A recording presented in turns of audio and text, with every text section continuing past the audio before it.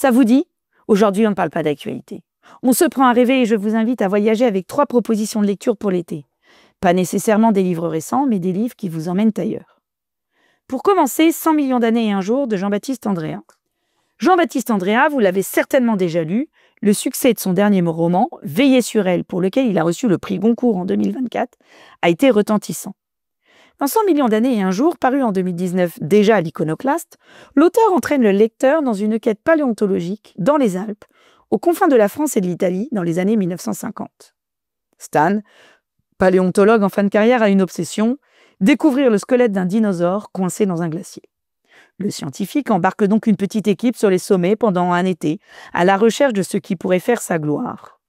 L'auteur nous invite à suivre cette quête qui frise la folie et dans ces espaces immenses qui se révèlent parfois oppressants.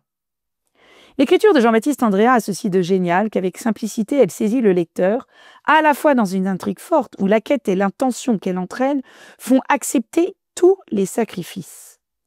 Mais elle saisit aussi le lecteur dans cet environnement montagneux qui devient hostile à mesure que l'été s'efface. Sans fioritures, sans emphase, Jean-Baptiste Andréa nous donne à vivre la chaleur de l'été des hauts sommets, l'obscurité des nuits étoilées, le froid des premières neiges de l'hiver. Nous voici embarqués aux côtés de Stan et de son équipe, hantés nous aussi par ce glacier qui recèlerait ce squelette d'un autre âge. Ensuite, pour ne pas quitter les craquements de la glace, une biographie au style plus littéraire qu'historique, celle de Fridtjof Nansen par l'écrivain Alexis Jenny, publiée aux éditions Paulsen en 2022. Les éditions Paulsen sont la maison d'édition des aventuriers, amoureux des immensités, notamment polaires. Vous y trouverez quelques romans, des récits de voyage, des biographies, bref de l'évasion. Pas celle qui est proposée par les agences de voyage, mais celle qui brûle les yeux, fatigue et meurtrit le corps, de l'évasion qui rabote et vous transforme. Dans le passeport de M. Nansen, Alexis Jenny raconte la vie de cet aventurier qui, après avoir traversé le Groenland à ski, chercha à atteindre le pôle Nord en usant de la dérive naturelle de la glace polaire. Il conçut donc un bateau, le Fram, résistant à sa prise dans la glace. L'expédition se soldera par plus d'une année d'errance dans l'Arctique gelé. Nansen est un aventurier dont la quête du pôle a fait oublier qu'il était aussi un grand scientifique, un héros norvégien, qui joua un rôle prépondérant dans le rapatriement des prisonniers de guerre à l'issue de la Grande Guerre.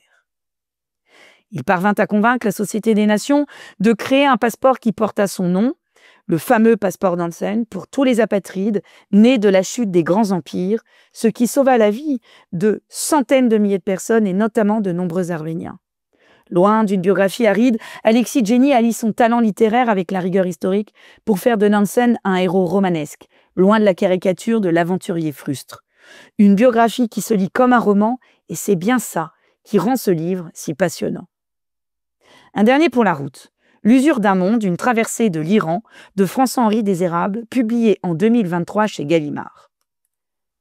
L'auteur est à la une actuellement avec un autre ouvrage, toujours chez Gallimard, Chagrin d'un genre inachevé. Dans l'usure d'un monde, l'auteur se met dans les pas du grand, très grand écrivain voyageur Nicolas Bouvier, auteur, lui, de L'usage du monde. Là, François-Henri Désérable nous entraîne sur les routes iraniennes, au lendemain de la mort de Mahsa Amini, au plus fort de la répression de cette révolution iranienne qui ne cède rien, encore aujourd'hui, au pouvoir.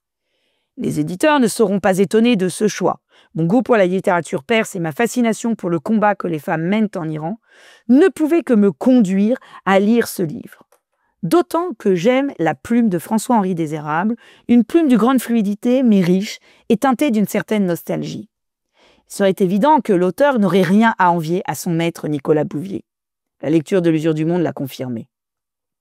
Entre galeries de portraits et récits de voyage, cette traversée de l'Iran donne à voir un pays tiraillé entre le raffinement d'une culture si riche et la violence qui le traverse à toutes les époques. Une très belle découverte d'un pays que son identité perse rend complexe à appréhender pour les Occidentaux que nous sommes si habitués à l'arabité. Un seul regret, que l'auteur ait dû supprimer une grande partie de ses notes par crainte d'être arrêté, et donc qu'il ne nous donne à lire qu'une partie de ce qu'aurait pu être ce récit, dont on ferme les pages avec donc une once de frustration. Bonne lecture et à la semaine prochaine pour parler de nouveau d'actualité.